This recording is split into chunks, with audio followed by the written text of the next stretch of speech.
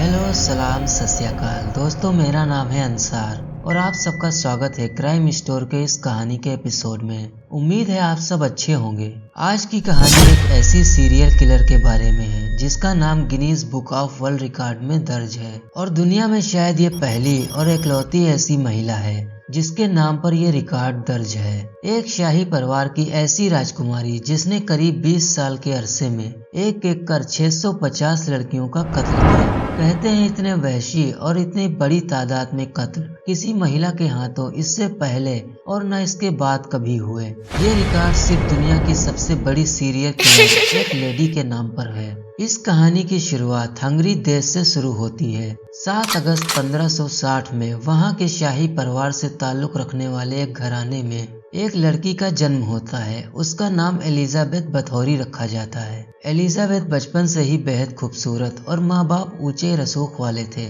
शाही परिवार से उसका ताल्लुक था। एलिजाबेथ की परवरिश बहुत अच्छे से होती है। पढ़ाई लिखाई भी शाही तौर तरीके से होती है। वो कई भाषाएं सीखती है।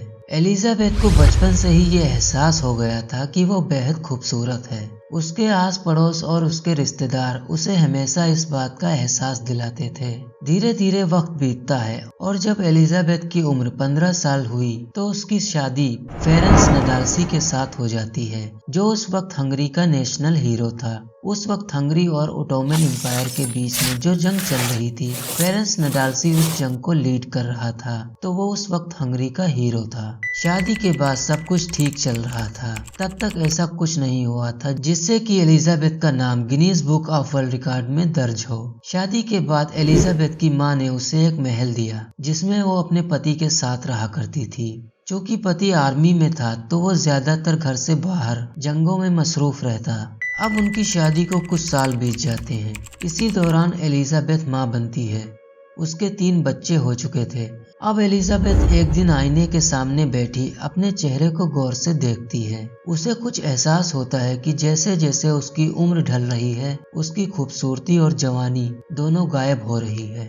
वो अपनी खूबसूरती और उम्र को लेकर बहुत ज्यादा चौकन्नी रहती थी। फिर वो कुछ लोगों से इसके बारे में पूछती है तो वो बताते हैं कि हाँ, माँ बनने के बाद ऐसा होता है। एलिजाबेथ का जो पालन पोषण हुआ तो घर पर ही उसने बहुत सारी हिंसक चीजें भी देखी थी, जैसा कि उसके पिता को नौकरों को पीटना, मोहल्ले वालों को टॉर्चर करना, उसके भाई और माँ का दासियों को पीटना, उनके साथ ज्यादती करना। तो ये सारी चीजें उसने घर पर देखी थी और ये सारी चीजें उसके दिमाग में थी कि गरीब और अपने से नीचे तबके के लोगों को मारना पीटना बुरा नहीं है। इसी दौरान महल में एक दिन एलिजाबेथ बैठी हुई थी और उसकी एक दासी उसके बाल संवार रही थी। इत्तेफाक से बाल संवारते संवारते वो बाल उलझकर दासी के हाथों में आ गए और इससे एलिजाबेथ का सिर खिंच जाता है, जिससे एलिजाबेथ को थोड़ा दर्द महसूस हुआ। वो गुस्से में आ गई। गुस्से में आने के बाद उसने अचानक उस नौकरानी को जोर से थप्पड़ मारा। उसने थप्पड़ इतनी जोर से मारा कि उस दासी के मुंह से खून बहने लगा और खून के कुछ छींटे एलिजाबेथ के हाथों पर भी आ गए। अब एलिजाबेथ अपने हाथ पर लगे खून को देखती रहती है। थोड़ी देर के बाद उसके हाथ पर खून का थक्का जम जाता है, लेकिन फिर भी वो उसे साफ नहीं करती। कई घंटे बीत जाते हैं। कई घंटों के बाद उसने उस खून को साफ किया। जब उसने खून को साफ किया तो उसने देखा कि जिस जगह पर हाथ में वो खून लगा था उस जगह की स्किन उसे ज्यादा मुलायम और खिली हुई लगती है और उसे लगा कि जिस जगह पर खून नहीं लगा था उस जगह की स्किन में फर्क है। अब ये बात उसके दिमाग में घर कर जाती है और यहीं से वो बीज पड़ता है जो उसे दुनिया की सबसे खूंखार सीरियल किलर बनाता है। अब एलिजाबेथ ये सारी बात अपने दूर के एक अंकल और आंटी को बताती है तो उसके अंकल आंटी भी उससे कह देते हैं कि हाँ, इंसानी खून से उम्र बढ़ती नहीं है और खूबसूरती हमेशा बरकरार रहती है। ये चीज जैसे ही एलिजाबेथ के दिमाग में घर करती है, उसके बाद उसने दुनिया की सबसे खौफनाक साजिश रची। वो सोचती है कि अगर जरा से खून से इतना सब कुछ हो सकता है तो अगर मैं पूरे जिस्म में ये खून लगाऊं तो उससे क्या होगा। इसी के बाद वो महल में काम करने वाली एक दासी को बुरी तरह से मारती पीटती है और मारने पीटने के बाद उसे जंजीरों से बांध देती है। फिर सुई के जरिए उसके जिस्म का पूरा खून निकालकर एक टब में इकट्ठा करती है और फिर उस जमा किए गए खून को बाथ टब में डालती है। फिर एलिजाबेथ उस खून में घंटों नहाती है। नहाने के बाद उसे ऐसा लगा कि उसकी स्किन और ज्यादा पहले से बेहतर और संवर गई है और यहीं से उसे खून लग गया। इसके बाद धीरे धीरे करके उसने अपने ही महल में काम कर रही दासियों को मारना शुरू कर दिया। इस दौरान उसका पति लौटकर आता है और वो एलिजाबेथ की तारीफ करते हुए कहता है कि तुम पहले से और ज्यादा सुंदर दिख रही हो। तो एलिजाबेथ मुस्कुराती है और वो अपने पति को पूरी बात बता देती है। उसके आगे पति भी बेबस हो जाता है और कहते हैं कि उसके बाद उसने कई कत्ल अपने पति के सामने और अपने पति की मदद से भी किए और उनके खून को भी बाथ टब में रखा और उससे नहाया। लेकिन अब महल में दासियां बचती नहीं हैं। वो एक एक कर उन सबको मार चुकी थी। अब जब महल में दासियां कम पड़ी तो उसने आसपास के इलाके में, गांव में जहां गरीब लड़कियां थीं और खासकर कुंवारी लड़कियां, उनको नौकरों के जरिए महल में काम करने के नाम पर बुलाया और बुलाने के बाद एक एक कर उन लड़कियों को भी इसी तरह मारती रही। धीरे धीरे मारने में वो इतनी एक्सपर्ट हो जाती है कि कई लड़कियों को तो उसने अपने दांत से ही काट कर मार डाला। वो उनके हाथ और पैर बांध देती और उसके बाद उनकी गर्दन पर अपने दांत गड़ा देती और इसी तरह उनका खून निकालती और फिर बाथ टब में उनके खून से नहाती। ये सिलसिला शुरू हुआ था 1590 में, जब उसने पहला कत्ल किया था और अगले 20 सालों तक ये सिलसिला चलता रहा। इसी दौरान 1604 में एलिजाबेथ के पति फेरेंस नडाल्सी की मौत हो जाती है। शादी के 29 साल के बाद 48 साल की उम्र में नडाल्सी की बीमारी से मौत हो जाती है। पति की मौत के बाद अब एलिजाबेथ को और आज़ादी मिल गई। अब उसकी उम्र भी ढलान पर थी, तो उसने सोचा कि अगर अभी कुछ नहीं किया तो उसकी सारी खूबसूरती चली जाएगी और चेहरे पर झुर्रियां आ जाएंगी। ये बात उसे बड़ा सताती थी। पति की मौत के बाद वो और वहशी हो गई। इसके बाद फिर उसने कत्ल की और नहाने की तादाद बढ़ा दी। अब हुआ ये कि जो गांव और दूर दराज से लड़कियां महल में काम करने के लिए आती, वो वापस नहीं जा रही थी। जो भी लड़की एक बार महल में आती, फिर वो कभी वापस नहीं जाती। अब तादाद बढ़ाने से ये हुआ कि शुरू में तो 10, 20, 30 लड़कियां दूर दराज के गांव से गायब हुई, तो ज्यादा किसी ने ध्यान नहीं दिया। लेकिन 1604 से 1610 के बीच में इतनी बड़ी तादाद में लड़कियां गायब हुई कि लोगों को शक हुआ। गांव वालों ने आपस में बातचीत की कि जो भी लड़की महल में जाती है वो वापस क्यों नहीं आती।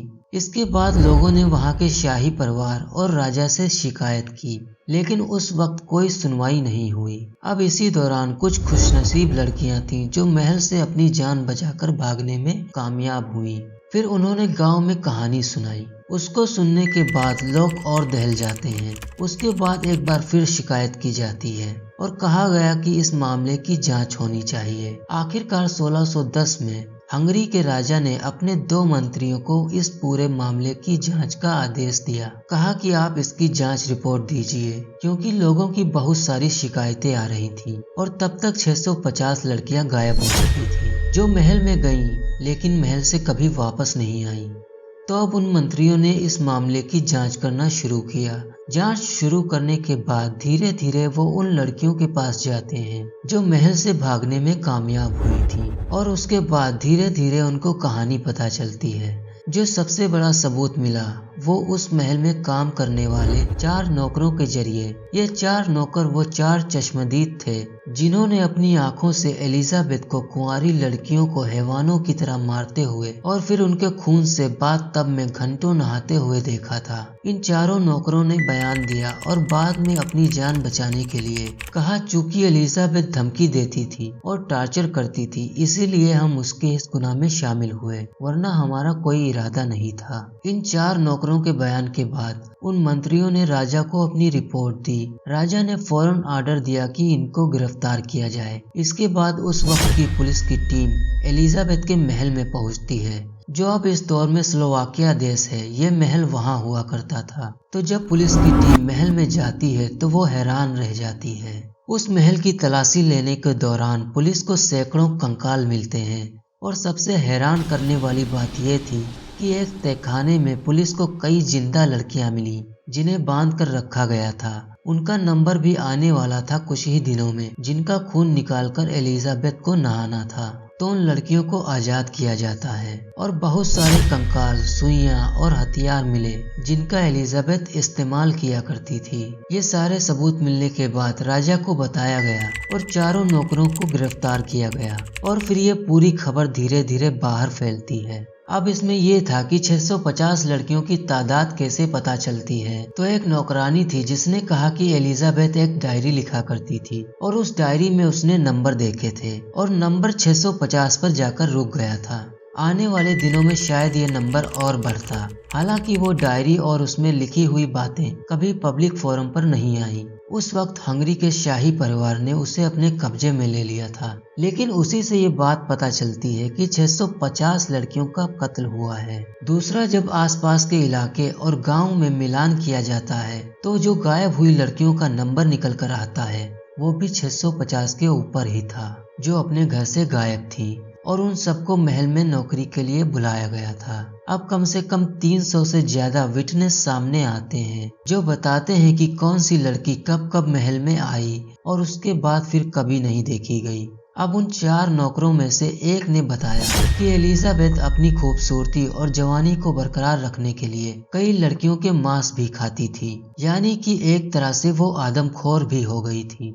ये सारी दहलाने वाली कहानियां जब धीरे धीरे सामने आती हैं और वहाँ की पुलिस अपनी फाइनल रिपोर्ट देती है, उसके बाद मुकदमा चलता है और मुकदमा चलने के बाद आनन फानन में उन चारों नौकरों को फांसी दे दी जाती है। अब बात आती है एलिजाबेथ की कि इसके साथ क्या किया जाए। उस वक्त हंगरी में एक कानून था कि शाही परिवार के किसी भी शख्स को फांसी की सजा नहीं दी जा सकती, चाहे उसका क्राइम कितना भी संगीन क्यों ना हो।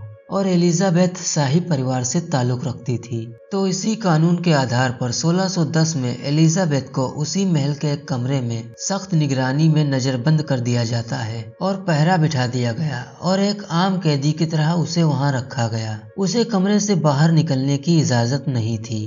अगस्त 1610 में उसे कैद किया गया था और नवंबर 1614 में एक रात वो एक गार्ड से कहती है कि मेरा हाथ और मेरा शरीर ठंडा हो रहा है, तबीयत ठीक नहीं लग रही। गार्ड ने कहा सो जाओ, सुबह देखेंगे। सुबह जब उसे नाश्ता देने के लिए गार्ड अंदर जाता है तो देखता है कि एलिजाबेथ अपने उस कैदखाने में मुर्दा पड़ी है। उसकी मौत हो चुकी थी। 54 साल की उम्र में उसकी मौत हो जाती है। कहते हैं 1789 में जो ड्रैकुला नावल लिखा गया था उसकी कल्पना राइटर ने इसी एलिजाबेथ के केस से ली थी। बाद में ड्रैकुला पर बहुत सारी फिल्में भी बनी। तो ये एक अजीब कहानी थी, लेकिन सच है एलिजाबेथ का नाम Guinness book of world record में दर्ज है कि एक राजकुमारी जिसे डर था कि कहीं उसकी खूबसूरती गायब ना हो जाए, वो बूढ़ी नहीं होना चाहती थी, जिसकी वजह से उसने 650 कुंवारी लड़कियों का खून किया और उनके खून में वो नहाया करती थी। लेकिन फिर भी उसे कुछ हासिल नहीं हुआ और आखिरकार सिर्फ 54 साल की उम्र में वो मर गई। तो ये थी आज की कहानी। कमेंट बॉक्स में ज़रूर बताएं कि आपको कहानी कैसी लगी। अगर कहानी पसंद आई हो तो इसे लाइक करें। अगर आपको क्राइम की कहानियां सुनना पसंद है तो मेरे इस चैनल को सब्सक्राइब कर लें। अब हम मिलेंगे किसी नई कहानी के साथ, तब तक अपना ख्याल रखें। Thank you very much.